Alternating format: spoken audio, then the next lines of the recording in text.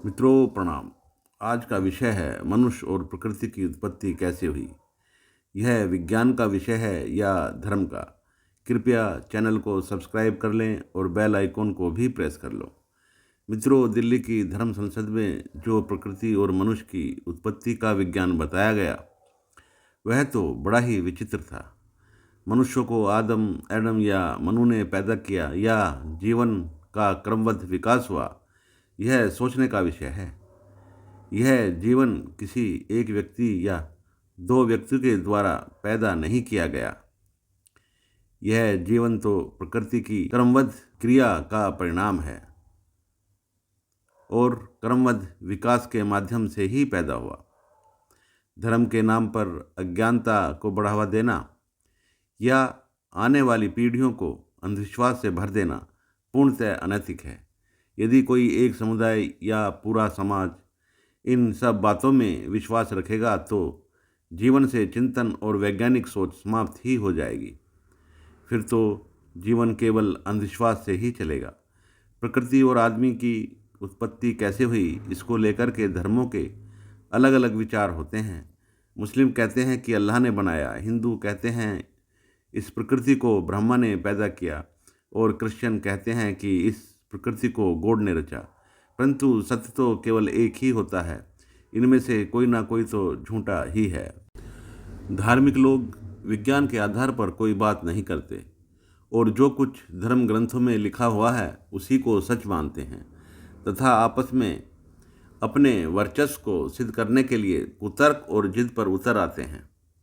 मनुष्य को, प्रकृति को और ब्रह्मांड को किसने बनाया है, यह विज्ञान का विषय है। पहले यह धर्म का विषय होता था, क्योंकि उस समय शिक्षा का इतना अधिक विकास नहीं हुआ था और सारे विषय धर्म में ही होते थे और धर्म ही केवल एकमात्र विषय होता था। परंतु आजकल तो अनेक विधाएं और अनेक विषय हैं, तो धर्म की कोई आवश्यकता नहीं। धर्म नैतिकता, मानवता, संस्कृति की तो बात कर सकता है, परंतु वैज्ञानिक विषयों को विज्ञान पर ही छोड़ देना चाहिए। जो दर्शन विज्ञान के निकट पाया जाएगा वही सच मान लिया जाएगा। भारतीय अद्वैत वेदांत वैज्ञानिक तथ्यों के अधिक निकट पाया जाता है, क्योंकि सबसे पहले अद्वैत वेदांत ने ही बताया कि यह यूनिवर्स एक ही तत्व से बना हुआ है, जो वैज्ञानिक विश्लेषण में सत्य पाया जाता है। वैज्ञानिक जब प्रामाणिकता का विश्लेषण करते हैं तो पाते हैं कि मूल तत्व एक ही है। धर्मों ने कभी कुछ भी कहा हो या भारतीय दर्शन भी कुछ कहते हों, जो विषय विज्ञान का है उसे विज्ञान पर ही छोड़ देना चाहिए। जो विषय विज्ञान का है उस पर व्याख्यान देना या उस पर दावा करना धर्मों का विषय नहीं है। धर्म तो केवल कल्पना ही कर सकते हैं और कथाओं पर ही आधारित रह सकते हैं। ये धार्मिक लोग इस बात पर विचार नहीं करते कि विज्ञान ने क्या बताया या इस विषय में विज्ञान क्या कहता है। आजकल विज्ञान क्वांटम मैकेनिक्स के आधार पर कुछ तत्वों को जानने में लगा हुआ है तथा इस पदार्थ की मूल प्रकृति के अध्ययन में लगा हुआ है। परंतु धार्मिक लोग कथाओं में जो लिखा होता है उसी को सत्य मानते हैं। यह विषय विज्ञान का विषय बन गया है। अब यह प्रकृति कैसे बनी, आदमी का जन्म कैसे हुआ, इसको हमें विज्ञान पर छोड़ देना चाहिए। परंतु जो मुस्लिम धार्मिक कट्टरवादी हैं वे विज्ञान को भी सत्य नहीं मानते और केवल वही सत्य मानते हैं जो उनकी किताबों में लिखा हुआ है। विज्ञान का सहारा लेने में उन्हें तकलीफ होती है, परंतु आज का जो सबसे उत्तम धर्म है वह विज्ञान ही है। हमारे पास विज्ञान के अलावा और कोई ऐसा आधार नहीं है जिस पर विचार किया जा सके। जो कुछ पुस्तकों में लिखा होता है उसका अब कोई वैज्ञानिक आधार नहीं है, वह केवल परिकल्पनाओं के ऊपर ही आधारित है।